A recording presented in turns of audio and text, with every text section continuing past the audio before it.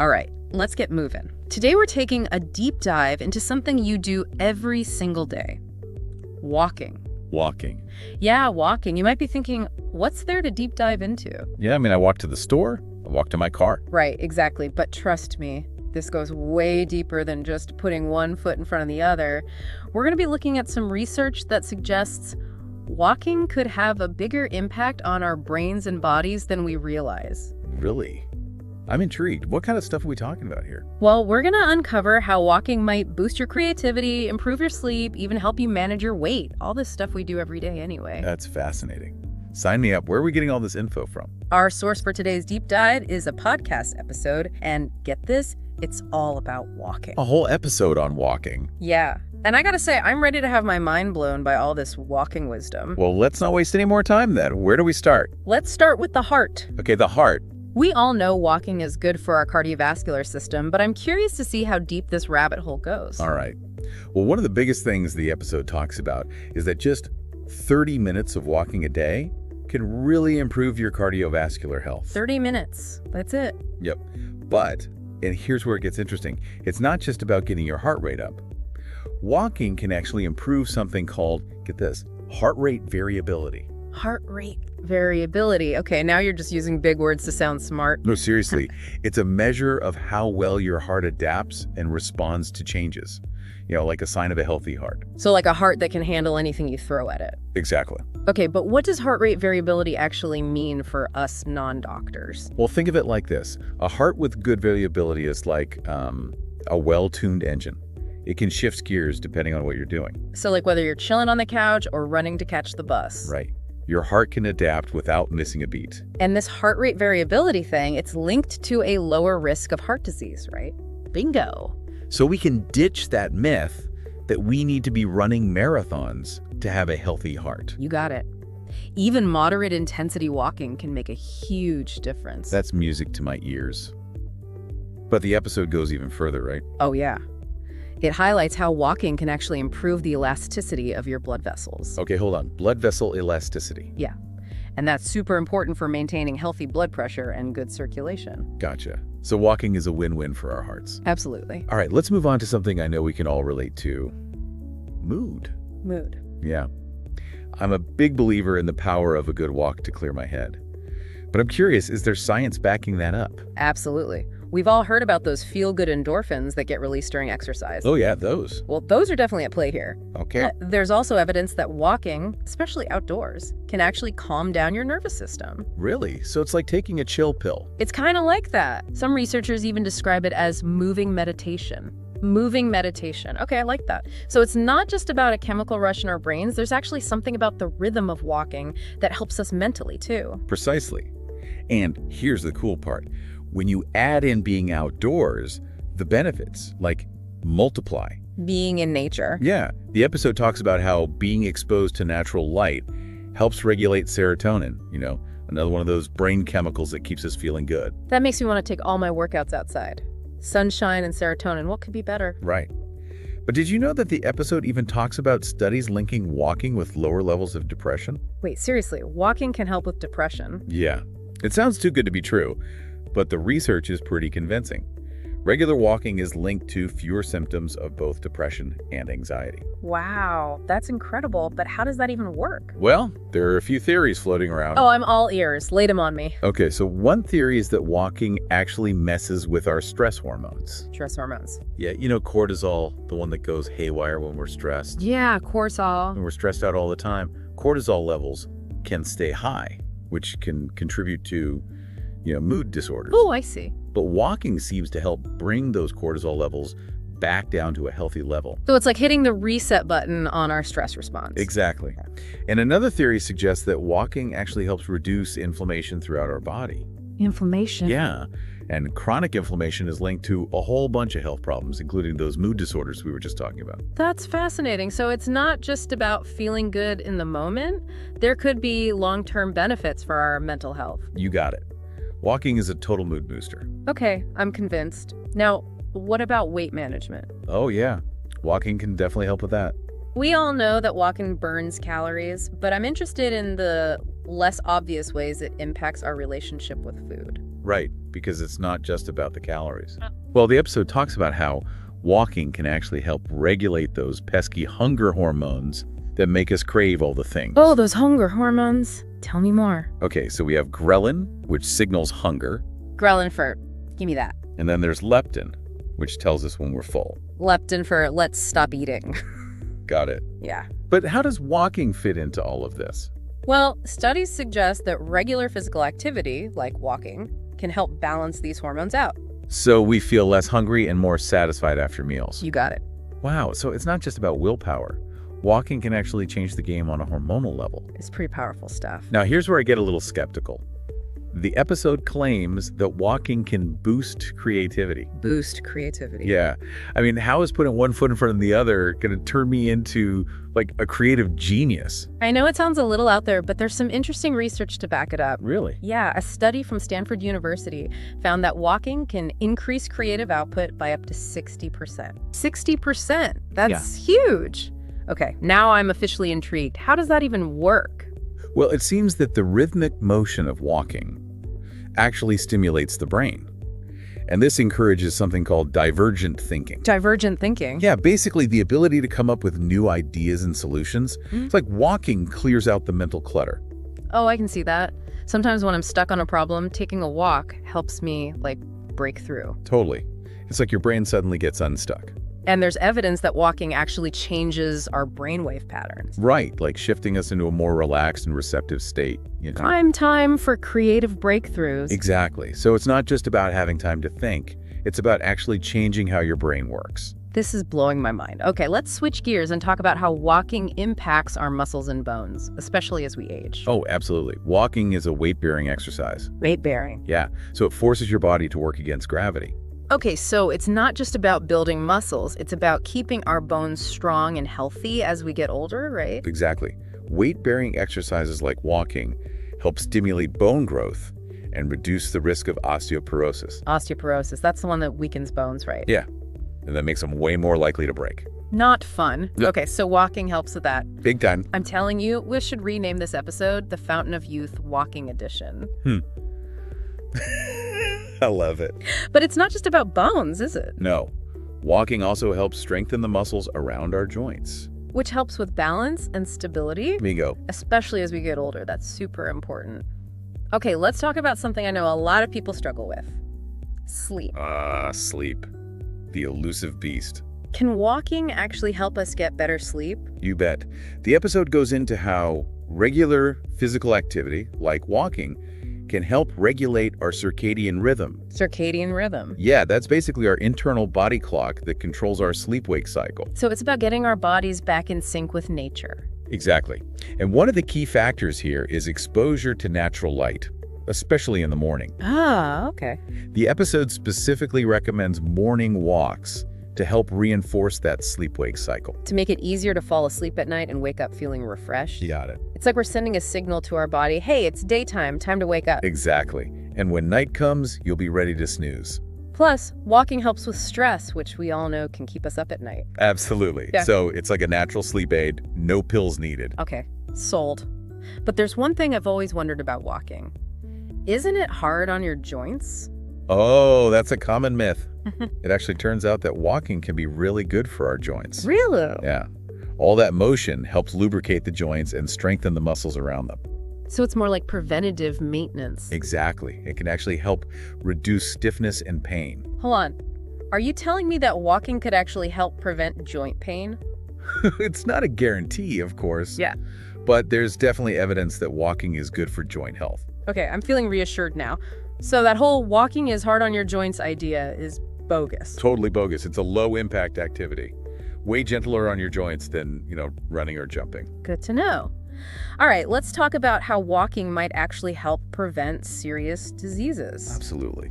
The episode mentions how walking can reduce the risk of type 2 diabetes by improving something called insulin sensitivity. Right. Insulin sensitivity is all about how well our body uses insulin to regulate blood sugar levels. Okay, and I know type 2 diabetes is a big problem these days, so anything we can do to prevent it is a good thing. For sure. But walking also helps reduce inflammation, right? You got it.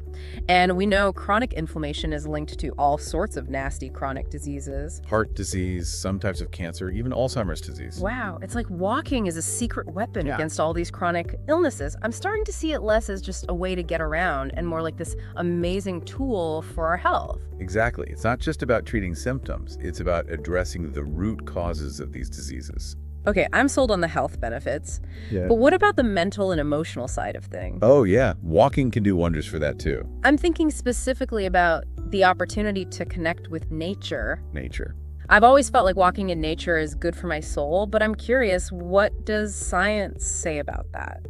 Well, there's a ton of research showing that spending time in nature has a huge impact on both our mental and physical health. I knew it. It can reduce stress, improve mood, boost creativity, even lower blood pressure and heart rate. So it's not just in my head. Nope, it's science. There's something about being surrounded by trees and fresh air that calms our nervous system. Makes us feel more at peace. Right. The episode even talks about nature deficit disorder. What? Nature deficit disorder? Yeah, it's becoming a real concern, especially for kids who are growing up without much exposure to nature. Oh, wow. So we're not just talking about a nice afternoon stroll. Getting out in nature is actually crucial for our well-being. It seems that way. And it doesn't have to be some pristine wilderness. Right. Even a short walk in a park or down a tree-lined street can make a difference. Okay, I'm going to make a conscious effort to get outside more. Good. It's important. Now, we've talked about so many benefits of walking, from heart health to mood to disease prevention. Who knew walking was such a powerhouse? It's crazy, right? It's a good reminder that sometimes the simplest solutions are the most powerful. I agree. We tend to overcomplicate things, searching for the next big thing when the answer might be right under our noses. Or should I say right under our feet? Ah, exactly. So as we wrap up part 1 of our walking adventure, what from the episode really stood out to you? You know, I was really struck by the idea that walking might be a key to like a healthier and happier life. I'm with you on that. It's such a simple act, but it has the potential to touch so many areas of our lives in a positive way. Absolutely. Welcome back to the deep dive. Ready for more walking wisdom? Absolutely. I'm still reeling from all the amazing benefits we uncovered in part 1. From heart health to better sleep, it's like walking is a miracle cure. It really is remarkable how much power there is in something so simple. I totally agree. And in this part, I'm really excited to explore this idea of walking as a path to a more balanced and fulfilling life. Ah, yes. That's where it gets really interesting. It's not just about the physical benefits, but how walking can connect us more deeply to ourselves, to nature, and even to our own creativity. I love that. So it's not just about getting from point A to point B, it's about the journey and what we discover along the way. Precisely. And that brings us to our first stop, the connection to nature. Yes, we touched on this a bit earlier, but I'm ready to go deeper. Why is being in nature so good for us? What's the science behind that feeling of peace and rejuvenation we get when we're surrounded by trees and fresh air? Well, there's a whole field of study called ecopsychology that explores the human-nature connection. Ecopsychology. Yeah, it's fascinating. Yeah. And the research is showing that spending time in nature can do wonders for our mental and physical health. Okay, I'm listening. Give me the highlights. Well, studies show that being in nature can reduce stress, improve mood, boost cognitive function, even enhance our creativity. So it's like nature is a giant reset button for our minds and bodies. It really is. But what is it about nature that has such a profound effect on us? Is it the fresh air, the sights and sounds, the feeling of being connected to something bigger than ourselves? I've always wondered that myself. The episode mentioned something called the biophilia hypothesis. Basically, the idea that humans have a deep-seated biological need to connect with nature. Oh, interesting. It's like it's in our DNA, a remnant of our evolutionary past when we were totally immersed in the natural world. That makes sense. We spent most of human history living in nature, so it's no wonder we thrive in those environments. But in our modern world, we spend so much time indoors, glued to our screens, it's like we've lost that connection. Exactly. And that disconnect can have real consequences for our well-being. The episode even talks about nature deficit disorder becoming a real concern. Nature deficit disorder, I've never heard of that. Yeah. It's especially worrisome for kids who are growing up with less and less exposure to nature. That's a bit scary. So getting out for a walk in nature isn't just a fun thing to do. It's actually essential for our health and well-being. It really seems that way. And the good news is, it doesn't have to be some grand wilderness adventure. Even a short walk in a local park or a stroll through a tree-lined street can have a positive impact. Okay, I'm convinced. I'm going to try to incorporate more nature walks into my routine. Maybe take my morning coffee outside instead of scrolling through my phone. I love that. Small changes can make a big difference. Now let's shift gears and talk about walking and creativity. Oh yes, we touched on this earlier, but I'm so intrigued by how something as simple as walking can spark new ideas and insights. Well, the episode talks about how walking can help us tap into divergent thinking. Divergent thinking. Remind me what that is again. It's that ability to think outside the box and come up with creative solutions. It's like walking frees up our minds to see things from different perspectives. Ah, I get it. It's like we're literally walking out of our mental ruts. Exactly. And there's actually research that suggests walking can change our brainwave patterns, shifting us into a more relaxed and receptive state. Which is the perfect breeding ground for those aha moments. Absolutely. You know, I've often found that my best ideas come to me when I'm out for a walk. It's like the movement and the change of scenery help me break free from those mental blocks. Me too. It's amazing how something so simple can have such a profound effect on our thinking. And speaking of profound effects, the episode mentions a study where people who walked during a break in a problem-solving task were more likely to come up with creative solutions than those who sat still. It's true. Walking isn't just about generating new ideas, it's also about enhancing our problem-solving abilities. So we're not just walking for inspiration, we're actually walking towards better solutions for the challenges we face. I'm starting to see walking as less of a physical activity and more like a mental workout. I love that, a mental workout. And it's not just about solving problems, it's about broadening our perspectives, seeing the world with fresh eyes. Walking allows us to step out of our routines, to encounter new sights and sounds, and to just be present in the moment. And that presence can be incredibly fertile ground for creative growth. It's not about forcing creativity, it's about creating the conditions for it to emerge naturally. Oh. Okay, I am convinced. Now let's talk about another aspect of walking that I find so fascinating. Walking as a mindfulness practice. Ah, yes. Walking meditation. It's a wonderful way to cultivate mindfulness. I've dabbled in walking meditation before, and I have to say, it's amazing how something so simple can be so grounding and calming. It really is. The episode talks about how focusing on the sensations of walking, the feeling of your feet on the ground, the rhythm of your breath, the sights and sounds around you can anchor us in the present moment. It's like using the act of walking as a focal point for our attention, bringing us back to the here and now. And you know what? It really does help quiet that mental chatter that can be so distracting. Exactly. And the beauty of walking meditation is that it's accessible to everyone, regardless of age or fitness level. You don't need any fancy equipment or training, just the willingness to slow down, pay attention, and be present with each step. And you can do it anywhere, right? Absolutely. In a park, in your neighborhood, even in your own home. It's about bringing that mindful awareness to the act of walking, no matter where you are. It's about finding those moments of stillness and peace amidst the chaos of everyday life, and walking can be such a beautiful way to do that. So we've talked about how walking connects us to nature, sparks our creativity, and cultivates mindfulness.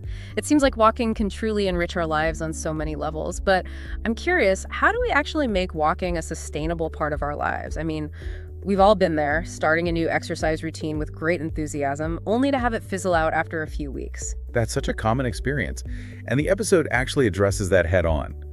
It's not about setting some crazy goals or forcing yourself into a rigid schedule. It's about finding ways to make walking a natural and enjoyable part of your everyday life. So it's about looking for those little pockets of time throughout the day where we can squeeze in a walk, like taking the stairs instead of the elevator, walking to a coworker's desk instead of sending an email, or even just pacing around while we're on the phone. You got it. It's about making walking a part of your daily flow, not just another item on your to-do list. And a big part of that is listening to your body and respecting your own limits. That's so important. We don't want walking to become another source of stress. It's about finding that sweet spot where it feels effortless and enjoyable. Exactly. And remember, walking is a journey, not a destination. Oh, I love that. So it's not about pushing ourselves to the limit. It's about embracing the process, savoring each step, and allowing ourselves to be surprised by what we discover along the way. Okay, I'm feeling inspired to not just walk more, but to walk with more intention, more awareness, to really see walking as a practice that nourishes my mind, body, and soul. That's the spirit. Walking can be so much more than just physical exercise. It's a gateway to a richer, more fulfilling life. Welcome back to our walking exploration. I'm feeling energized and ready to put all this walking wisdom into action. I love that energy. And you're in luck because in this final part, we're diving into the practical stuff, how to actually make walking a regular part of your life. Okay, let's do it. I'm ready to transform from casual stroller to walking enthusiast. Where do we start? Well, the episode emphasizes starting small. Don't try to go from 0 to 10,000 steps overnight. Right, don't burn ourselves out before we even begin. Exactly. Start with something manageable and gradually increase your time and distance. So instead of an hour-long power walk, maybe just a 15-minute stroll around the block a few times a week. Perfect. And remember, consistency is key. It's better to walk a little bit every day than to try and cram it all into one long walk once a week. Makes sense. Small, consistent steps lead to big changes, right? But speaking of consistency, life gets busy. How do we make sure walking actually happens? That's where a little creativity comes in. The episode suggests weaving walking into your existing routine. Instead of automatically reaching for your car keys, think, can I walk there? Oh, I like that. Make it a part of our daily life, not an extra chore. Exactly. Walk part of your commute, take a walking meeting with a colleague, even just pace around your house while you're on the phone. Speaking of meetings, I love that idea. Fresh air, movement, and brainstorming all in one. I'm definitely guilty of sitting at my desk for way too long. Maybe I'll set a timer to remind myself to get up and walk around every hour. That's a great strategy. Even just a few minutes of walking each hour can make a big difference for your energy, your focus, your well-being. Okay, I'm adding that to my to-do list right now. Set a walking reminder. But you know what else helps with consistency? What's that? A walking buddy. Someone to keep you motivated and accountable. Oh, for sure. Walking with a friend is always more fun. And you're less likely to skip a walk if you know someone's waiting for you. Right. It's built-in accountability and a chance to socialize. So find a walking buddy, make it fun, and watch those steps add up. Now, before we wrap up this amazing deep dive into the world of walking, you mention a final thought-provoking takeaway from the episode. I'm dying to know what it is. It really hit me how walking might be one of the most powerful yet overlooked things we can do for ourselves. Overlooked? Yeah. In our world of fancy gadgets and complicated solutions, we often forget the power of simple things. Like putting one foot in front of the other. Exactly. And the episode reminds us that walking isn't just about exercise. It's about connecting with ourselves, with nature, with our creativity. It's a reminder to slow down, appreciate the simple things, and find joy in the journey. And sometimes those simple things are the most profound. Well said. I'm feeling inspired to lace up my shoes and hit the pavement, and I hope our listeners feel the same. It's time to step away from our screens, get out into the world, and experience the magic of walking for ourselves. Lace them up and get moving. Until next time, keep exploring, keep learning, and keep walking.